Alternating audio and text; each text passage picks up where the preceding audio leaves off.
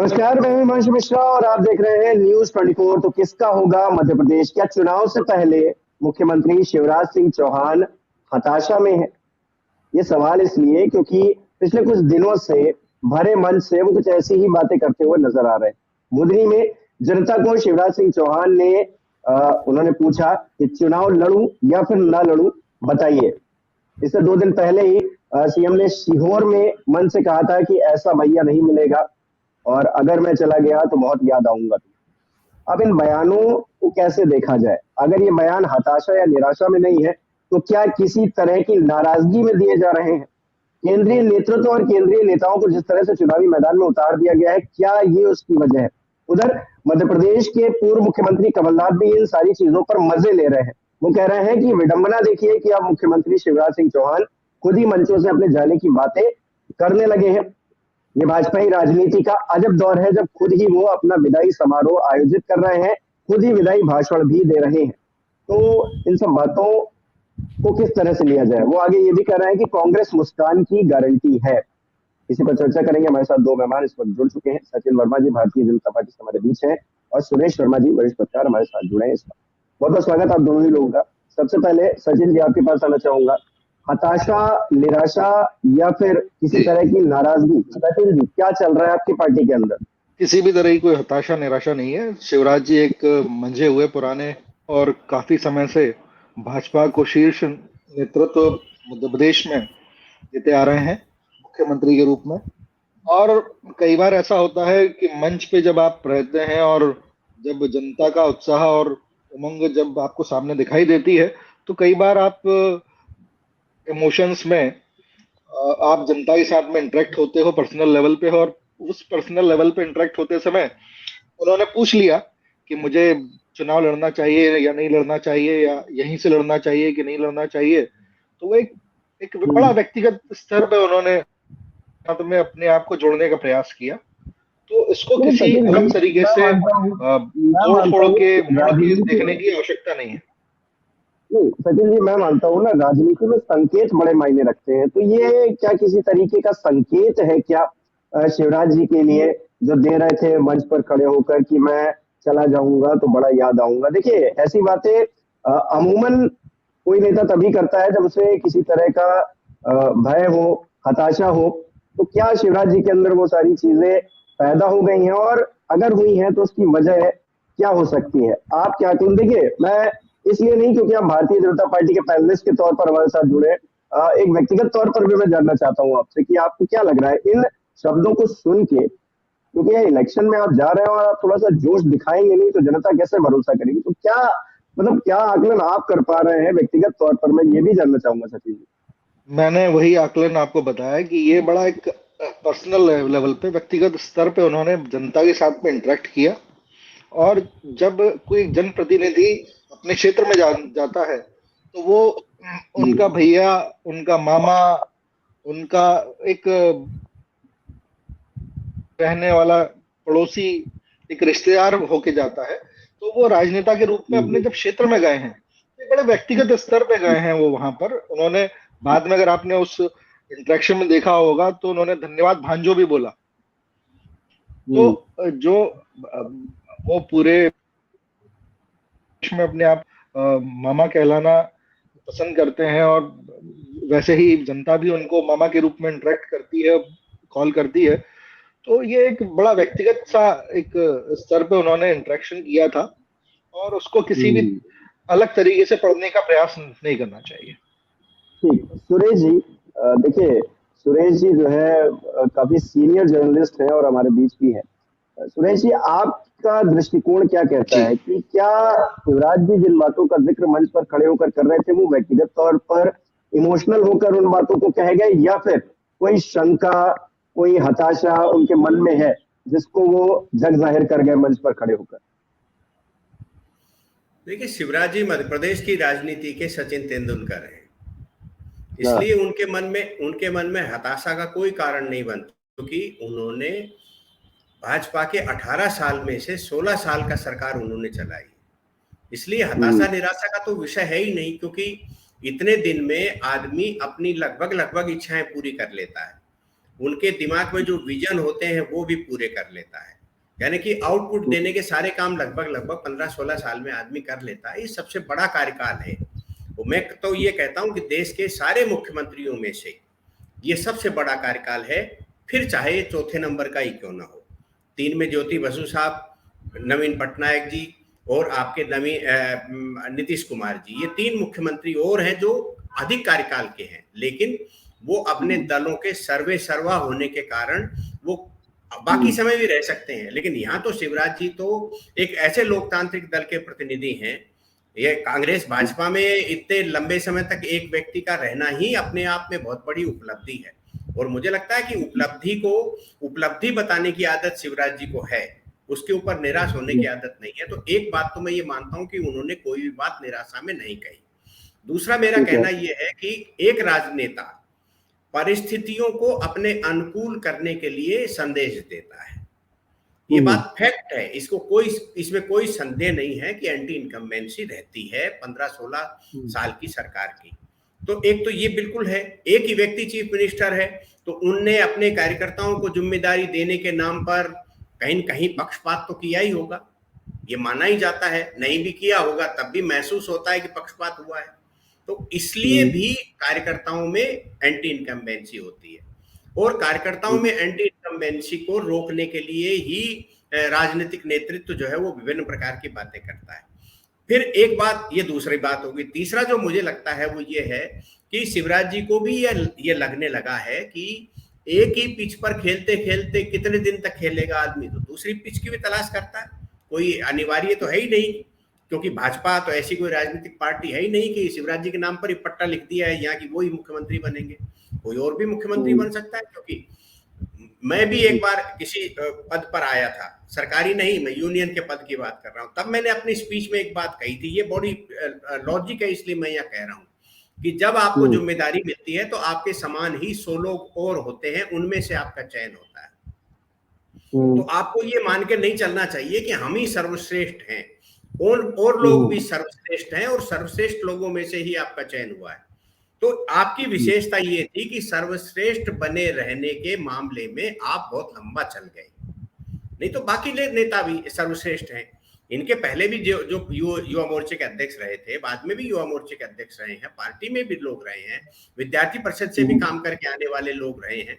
तो ऐसा तो है ही नहीं कि शिवराज जी के नाम ही लिखा हुआ है। ये है कि शिवराज जी संतुलन बनाने में, व्यवहार, इसलिए उनके नाम अधिक समय तक ये सब मामला रह गया। चुनाव के बाद पार्टी तय करेगी, ये दूसरा पक्ष है।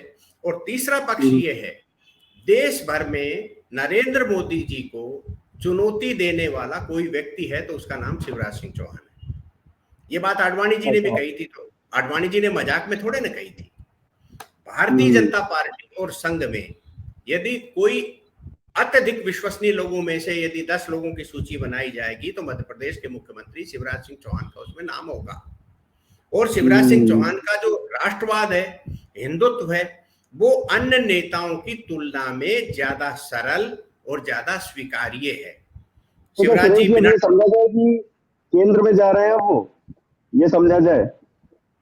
नहीं, समझने को तो देखिए पूरी हमें आजादी है, पर मेरा कहना यह है कि लोकसभा चुनाव से पहले कैसे ले जाएंगे, क्योंकि मध्य प्रदेश की जनता में आज भी, हिमांशु जी, आज भी मध्य प्रदेश की जनता में भाजपा का नहीं, पूरी राजनीतिक पार्टियों का सर्वश्रेष्ठ और लोकप्रिय यदि कोई व्यक्ति है तो उसका नाम शिवराज सिंह चौहान है। आज शिवराज सिंह चौहान को हटा रहे, मान लो हम भी ये मान लेते हैं, चलो नरेंद्र मोदी जी और अमित शाह जी जो है उन्हें हटा रहे हैं, ये मान लेते हैं। मानने के बाद मैं ये टिप्पणी करता हूं कि नरेंद्र मोदी जी और अमित शाह जी इनको बैठाएंगे कहां? आप इनको मंत्रिमंडल में, ये सुशील मोदी तो है नहीं कि आप जो है वहां से वादा करके लिया और छोड़ दो। इनका नाम तो शिवराज सिंह चौहान है। शिवराज सिंह चौहान को आप यदि केंद्रीय मंत्रिमंडल में लेंगे तो राजनाथ सिंह जी के बाद बैठाएंगे या सिंगल बार के पार्लियामेंट मेंबर के साथ के बाद बैठाएंगे। शिवराज जी 5 बार के पार्लियामेंट मेंबर हैं, 15 साल के चीफ मिनिस्टर हैं।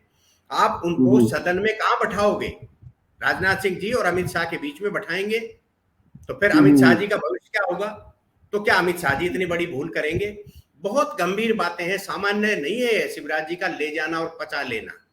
आप सचिन जी दूसरी बात बताएंगे, सचिन जी आप दूसरी सचिन जी दूसरी बताएंगे। बात सुरेश जी आता हूँ, उसके बाद मैं आपके पास आता हूँ। सचिन जी, अगर देखिए उनकी जी। विदाई हो रही है, क्योंकि कमलनाथ जी ने ट्वीट भी किया है कि वो खुद ही अपने विदाई कार्यक्रम कर रहे हैं और खुद ही विदाई भाषण दे रहे हैं।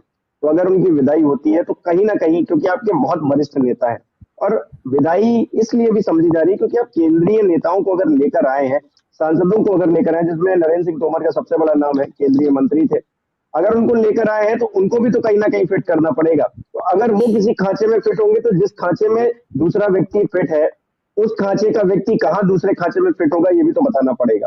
तो आने वाले वक्त में शिवराज सिंह चौहान की क्या भूमिका होगी, इसको लेकर क्या कहेंगे आप, सचिन जी? देखिए, कमलनाथ जी का तो अभी तक विधानसभा चुनाव लड़ना है या नहीं लड़ना, यही तय नहीं है।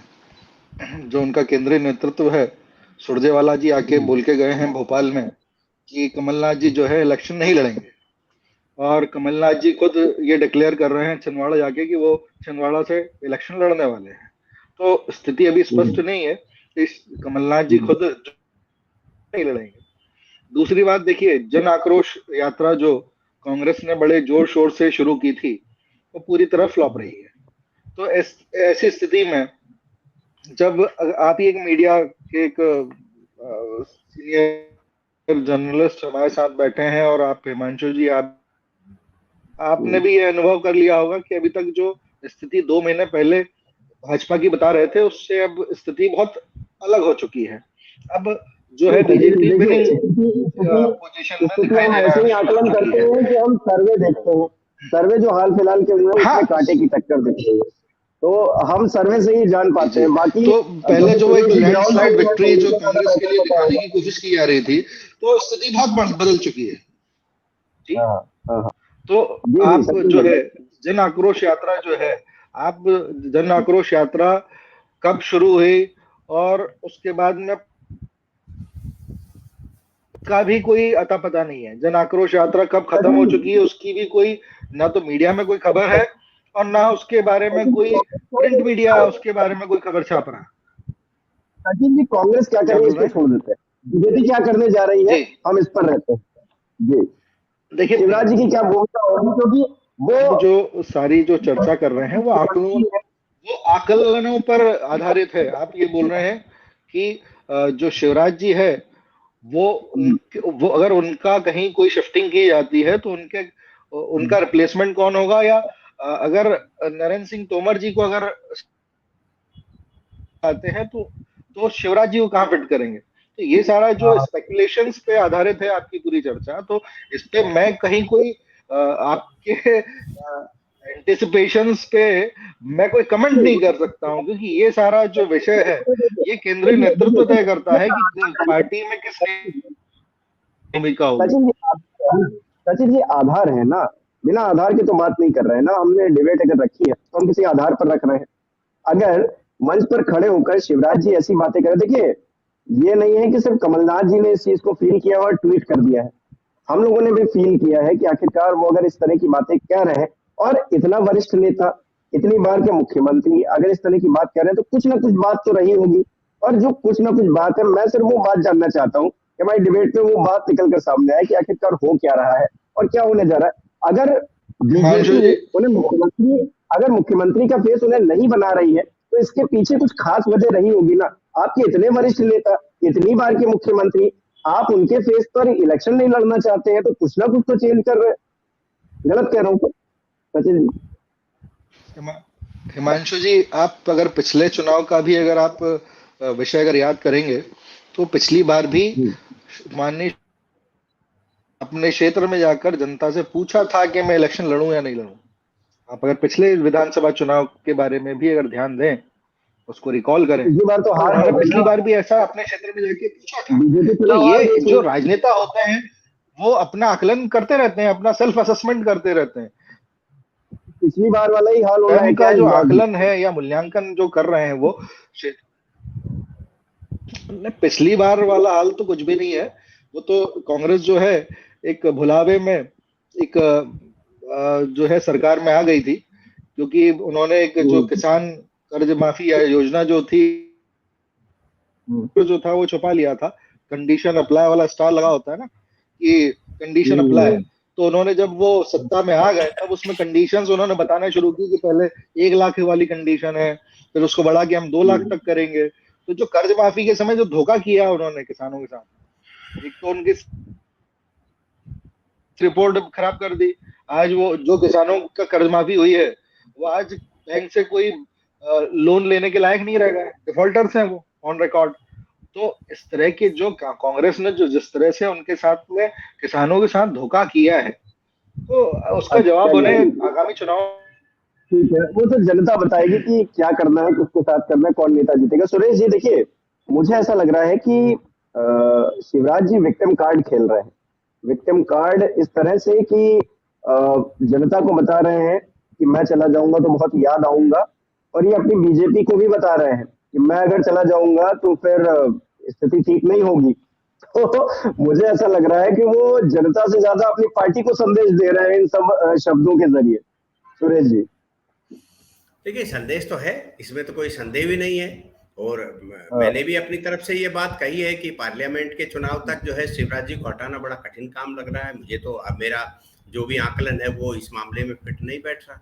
लेकिन ये बात भी अपनी जगह है कि अमित शाह जी ने पिछले 2018 के चुनाव में प्रयास किया था, और उन्होंने उस समय भी जिसके कारण काफी परेशानी मध्य प्रदेश को हुई थी। इस बार जो है क्योंकि इन्होंने बहुत सतर्कता के साथ और खुद ही चार्ज लेके कर लिया, तो एक जो मुहिम चल रही थी, ये तो हम सब मानते ही हैं कि जब से नरेंद्र मोदी जी प्रधानमंत्री बने हैं वो सबसे बड़ा टारगेट ही शिवराज जी हैं। और यदि उस टारगेट को इतने दिन तक 9 साल का प्रधानमंत्री यदि अमित शाह जी के माध्यम से, अमित शाह जी स्वयं 9 साल के प्रधानमंत्री के साथ मिलकर के भी यदि ये कार्यक्रम नहीं कर पाए, तो ये तो शिवराज जी की बहुत बड़ी सफलता है। लेकिन इन सबके बावजूद भी 2 चीजें बड़ी साफ है। पहली ये साफ है कि शिवराज जी ने भी मानस बना लिया कि यदि मुझे कोई दूसरी जिम्मेदारी दी जाएगी तो मैं दूसरी जिम्मेदारी ग्रहण कर लूंगा। एक इसके कारण जो है, यदि हम राजनीतिक विश्लेषण करें तो इसके कारण जो है जो घोषणाएं हो रही हैं, वे सारी घोषणाएं जो हैं वो विशुद्ध रूप से वो हो रही हैं कि यदि कांग्रेस आ गई तब भी, और भाजपा का कोई दूसरा मुख्यमंत्री आ गया तब भी, पूर्ति करते करते ही जीवन निकल जाएगा। ये आप समझिए, क्योंकि जो भी थोड़ा बहुत अर्थशास्त्र को जानता है वो ये मान करके चलता है कि आप 3000 करोड़ रुपया यदि महीने के केवल लाडली बहनों को दोगे तो आपके पास आएगा कहां तक? ये 12 महीने, अगले 12 महीने कहां तक ले जाओगे, या अगले 5 साल तक कैसे लेके जाओगे? ये तो आपको सबको समझना पड़ेगा।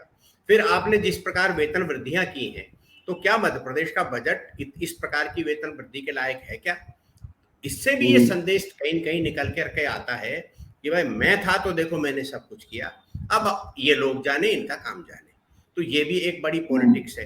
दूसरी बात मैं कमलनाथ जी की कहना चाहता हूं। देखिए, कमलनाथ जी केवल चुटकुलेबाज हैं। मैं आलोचना के लिहाज से शब्द इस्तेमाल नहीं कर रहा हूं, मेरे लिए बहुत सम्माननीय है, मैं तो उनकी नाखून की धूल के बराबर हूं, ये मैं स्वीकार कर रहा हूं। लेकिन वो केवल जुमलेबाजी से, चुटकुलेबाजी से ही उन्होंने अभी तक की पॉलिटिक्स की है। आप बता दीजिए कोई भी उनका ऐसा ठोस काम जो केंद्र में मंत्री रहते हुए, एक जो है वो आपके सामने आया था, एक कौन सा कानून आया था किसानों को लेकर के, डंकल या कुछ, उसके मामले में इनकी भूमिका बहुत अच्छी थी। लेकिन बाद में इन्होंने क्या ऐसा आउटपुट दिया? केवल एक मंत्रिमंडल चलाना हिमांशु जी और सरकार चलाना, इसमें बेसिक अंतर होता है। आप रिस्पॉन्सिबल नहीं रहते मंत्रालय चलाने में, उसके लिए आपका बॉस जो है वो रिस्पॉन्सिबल होता है। जब आप सरकार चलाते हैं तो आप न भी चलाएं तब भी सारे मंत्रिमंडल आपको चलाना होते हैं। कार्यकर्ता के साथ समन्वय बनाना पड़ता है, अधिकारियों के साथ समन्वय बनाना पड़ता है, सारे विभागों के अधिकारियों के साथ समन्वय बनाना पड़ता है। जिन समस्याओं की बात आ रही उनके निदान के लिए आपको समय निकालना पड़ता है। तो कमलनाथ जी कॉर्पोरेट तरीके से सरकार चलाई उन्होंने, जिसके कारण उनका आउटपुट मध्य प्रदेश में ऐसा रहा ही नहीं कि उनको कोई शिवराज जी के मुकाबले में आकलन करता हो। और मैंने आपके चैनल पर न कहा हो तो मैं आज कह दूं, कमलनाथ जी ने 2018 की जो सरकार थी हिमांशु जी, वो सरकार जनादेश की बजाय घटनाक्रम के आधार पर बनाई हुई सरकार थी। मैं दावे से कह रहा हूं कि यदि अडानी जी की भूमिका नहीं होती तो कमलनाथ जी मुख्यमंत्री ही नहीं होते। दावे से कह रहा हूं ये बात मैं, कि यदि अडानी जी की भूमिका, रिपीट कर रहा हूं, अडानी जी की भूमिका नहीं होती तो कमलनाथ जी मुख्यमंत्री नहीं होते, क्योंकि 4 दिन पहले अडानी जी हम, की भूमिका वाला समझाइए जरा सुरेश जी, अब आपने इंटरेस्टिंग कर दी। मैं जी। आपको समझा रहा हूं 2 लाइन में। गोवा में भाजपा की सीटें कम और कांग्रेस की सीटें ज्यादा थी। गोवा में सरकार भाजपा की बनी, यहां 5 सीटों का मात्र अंतर था, 114 कांग्रेस की सीट थी, 109 भाजपा की थी। फिर ऐसा घटनाक्रम हुआ जिसमें 4 निर्दलीय, 2 बसपा और 1 सपा, 7 होने के बाद, एक ज्यादा हो रहा था ना, 9 7 16, आप जा रहे थे ना बहुमत में, तो क्यों नहीं गए? इसका मतलब साफ साफ ये है कि कहीं कहीं से अप्रोच हुई। अब मैं बहुत साफ शब्दों में कहूं, ये सवाल मैंने खुद शिवराज जी से पूछा था। हमने कहा ऐसा क्या हो गया कि आप लोगों ने सरकार बनाने से पीछे हट गए? तो उन्होंने कहा राजनीति में बहुत बार स्टेप पीछे लेना पड़ते हैं। क्या अर्थ निकालेंगे आप इसका? इसका मतलब शुद्ध रूप से, क्या आज तक आपने राहुल गांधी जी जिस नाम को लेकर के दिन भर घूंटी चाटते रहते हैं, अडानी अडानी अडानी, कमलनाथ जी के मुंह से सुना है कभी आपने अडानी? क्या आप इस राजनीति को नहीं समझेंगे कि मध्य प्रदेश में कमलनाथ जी ने एक भी नेता को उभरने नहीं दिया, केवल पूर्व मुख्यमंत्री लगने के लिए? किसको उभारा? दिग्विजय सिंह जी और कमलनाथ जी। तीसरा नाम बता दीजिए जिसकी चलती हो। चौथा, आप समीकरण देखिए कि कमलनाथ जी ने अपने बेटे से सारे हिंदुत्व के कार्य प्रारंभ करा दिए जो भाजपा करती है। तो आप बताइए कि भाजपा के बड़े शोरूम के सामने एक छोटी सी दुकान हिंदुत्व की खोल के बैठ जाओगे आप, तो किसकी दुकान शोरूम में जाएंगे? क्या आप इसको राजनीतिक, एक लाइन बस, एक लाइन, क्या आप इसे राजनीतिक संदेश नहीं मान रहे हैं कि कमलनाथ जी अपने पुत्र को 2024 के लोकसभा चुनाव में भाजपा की टिकट से चुनाव नहीं लड़वा देंगे? कल्पना, जब सारी राजनीति हमारी पत्रकारिता आधे से ज्यादा कल्पना पे चल रही है, तो आप इसको, आप आने वाले समय पर मैं भी हूँ, आप भी हैं, राजनीति में कुछ भी हो सकता है। और सचिन जी, क्या ऐसा होने जा रहा है जो आखिरी बात कही है सुरेश जी ने, क्या वैसा हो सकता है क्या सचिन जी? देखिए, सुरेश जी एक बड़े वरिष्ठ पत्रकार हैं और मैं उनकी बातों का सम्मान करता हूं, बट मैं हूं क्योंकि ये बातें उनके स्वयं के निजी ज्ञान की बातें हैं और जिस पे मेरा कोई भी कमेंट करना उचित नहीं होगा। चलिए ठीक है, देखते हैं कि मध्य प्रदेश किसका होगा, क्योंकि न सिर्फ भारतीय जनता पार्टी बल्कि कांग्रेस, आम आदमी party, Bahujan Samaj party, Samajwadi party, हर कोई चुनावी मैदान में है। ऐसे में बड़ा कठिन हो गया है ये समझ पाना कि किसके पक्ष में हवा बह रही है। हालांकि अभी इलेक्शन डेट्स सामने नहीं आई है, लेकिन माहौल इस तरह का बन गया है कि बिल्कुल धुआंधार प्रचार भी हो रहा है और वहां पर राजनीति भी गरमाई हुई है। तो देखते हैं किसका होगा मध्य प्रदेश। फिलहाल के लिए बहुत बहुत शुक्रिया आप दोनों मेहमानों का हमारे साथ जुड़ने के लिए। बहुत बहुत धन्यवाद।